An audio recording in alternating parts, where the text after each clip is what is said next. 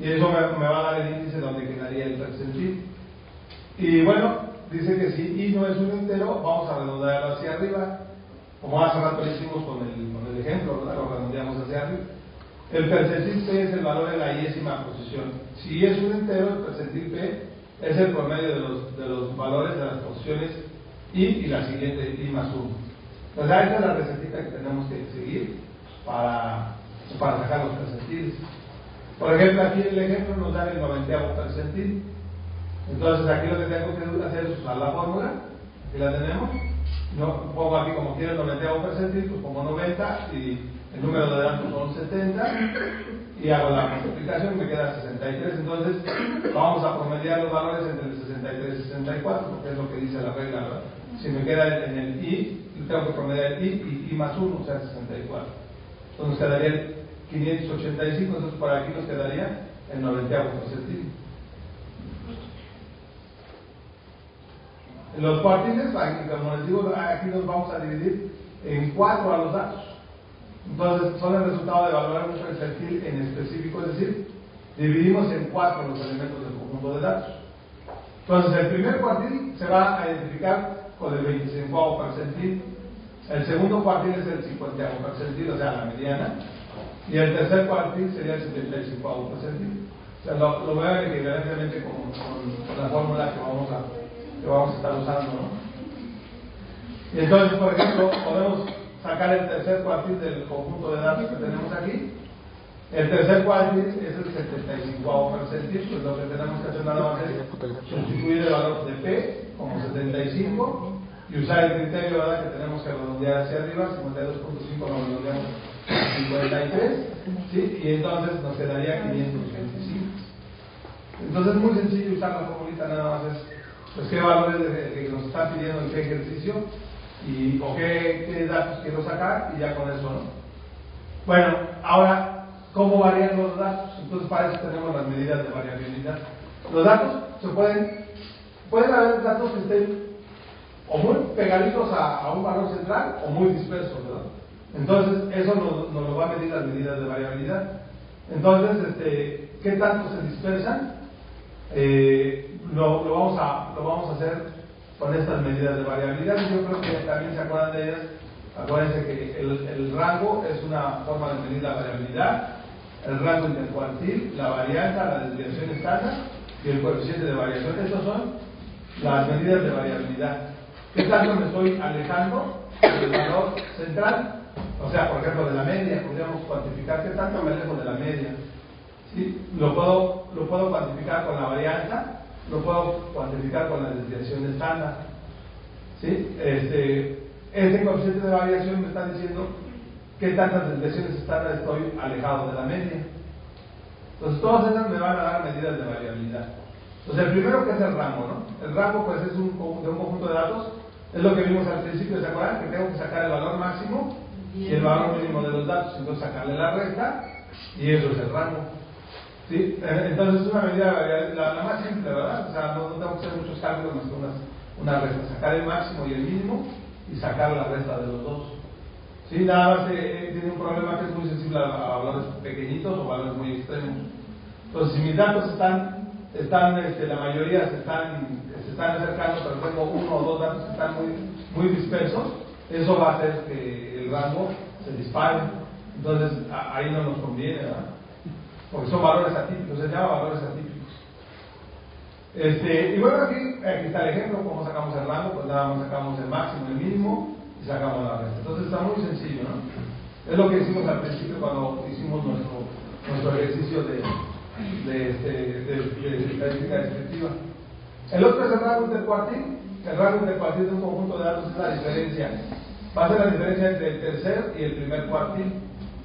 Y entonces, ¿a qué corresponde el rango intercuartil? Entonces, corresponde al rango que está en medio del 50% de los datos, porque acuérdense que el tercer cuartil es el 75% de los datos y el primer cuartil es el 25%. Entonces, 75 menos 25 me da el 50% de los datos. Por eso, aquí estoy encerrando en el rango intercuartil la mitad de los datos, ¿no? El 50% de todos los datos.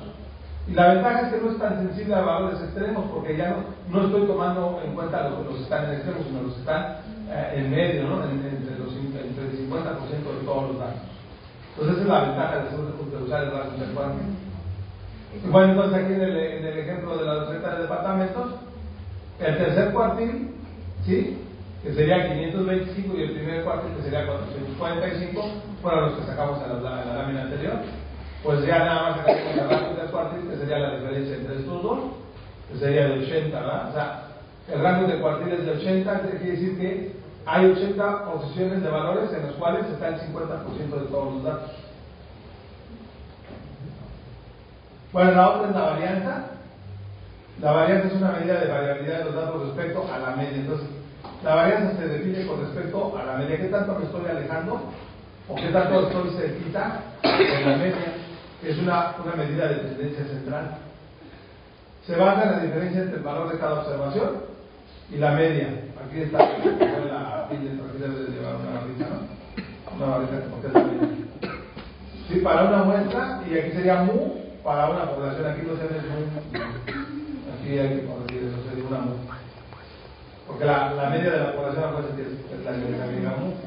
¿Sí? Entonces, ¿cómo sacamos la varianza? Aquí está la formulita, dice, la varianza es el promedio de las desviaciones cuadráticas medias. Entonces, esta sería la desviación cuadrática, ¿verdad? Pero si lo divido entre el número de datos, se conoce como desviación cuadrática media. Entonces, eso es la varianza. La varianza es lo mismo que la desviación cuadrática media. Aquí se toma la división entre n-1 porque estoy hablando de un estadístico. Entonces hay un teorema matemático que garantiza que la mejor aproximación del estadístico al parámetro es dividiendo entre n-1, no entre n. ¿Sí? Entonces el menor error que puedo cometer es dividiendo entre n-1, por eso se divide entre n-1. Y bueno, esta sería la formulita para sacar la varianza. Y este sería un estadístico, ¿verdad? Porque sería una varianza, pero de la muestra. ¿Sí? Y en cambio, este sería un parámetro, porque estoy sacando la varianza de la población. Entonces aquí estoy hablando de un parámetro. Y se define de manera parecida, nada más que aquí la desviación cuadrática ya no es con respecto a la media de la muestra, sino con respecto a la media de la población. Y aquí sí se divide entre todos los datos de la población, entre n. Entonces esta sería la desviación cuadrática media. ¿Sí? Nada más que aquí no le resto el 1, como lo tenemos en el estadístico. Y esa sería la definición para esas dos medidas de desviación. La otra es la desviación estándar, que tenemos que sacar la raíz cuadrada de la varianza. ¿Sí? Acuérdense que la varianza sería unidades cuadráticas, ¿verdad? ¿Sí? Si estoy midiendo tiempo, estaría con el tiempo al cuadrado. Si estoy midiendo centímetros, sería en centímetros cuadrados. Pero si mis datos originales me los dan en centímetros o me los dan en segundos, pues necesito sacar la raíz cuadrada para dar las unidades correctas con las que estamos trabajando. Entonces la desviación estándar pues, nos sirve también para medir la dispersión de los datos, pero con las unidades originales de los datos. Es decir, si los datos originales son en segundos, ¿sí?, la desviación estándar también va a estar medida en segundos. A diferencia de la varianza, que estaría medida en segundos cuadrados.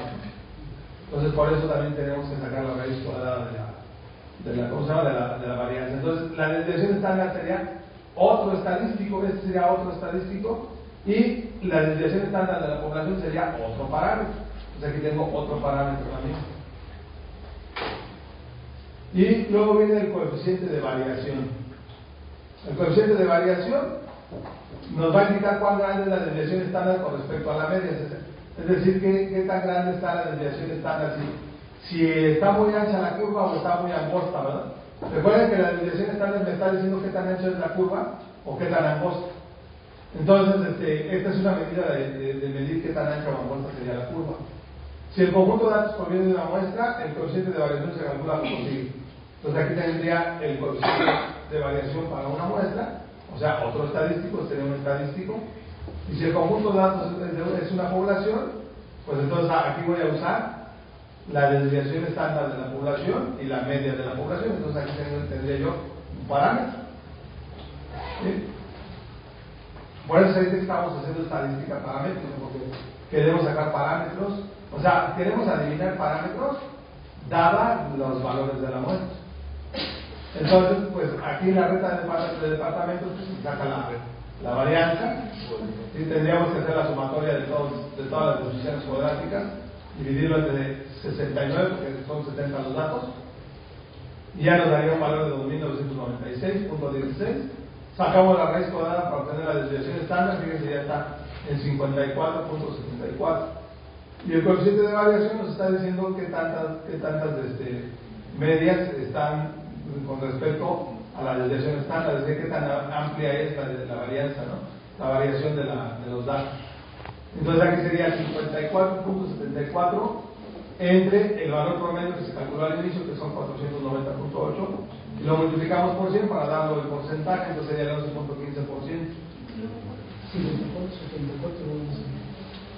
Pues eso fue la raíz cuadrada de la varianza, de aquí salió. La raíz cuadrada de la varianza es 54.74 de aquí. Esto salió de dónde? De sacar de todos los datos de la tabla inicial. De todos los datos le resto el promedio y lo elevo al cuadrado y lo sumo. Y todo lo divido entre 69. ¿Sí? ¿Se acuerdan de este simbolito que significa suma? ¿No? Luego vamos a ver las propiedades. En el capítulo 2 del libro ahí vienen unos ejercicios que hay que resolver para trabajar con este simbolito que se llama suma. O sea, lo que me estoy indicando aquí es que estoy sumando todas las desviaciones cuadráticas de la media. ¿Sí? Entonces aquí tengo que tomar todos los datos. Entonces aquí hay un índice de suma que tendría que poner que I corre desde 1 hasta 70, ¿verdad? ¿Sí? Y entonces aquí X1 tendría que ver la tabla inicial. ¿Quién sería X1? Pues el primer valor que tenía en el extremo, y los restos del promedio lo elevo al cuadrado y lo sumo con el siguiente. Hago todas las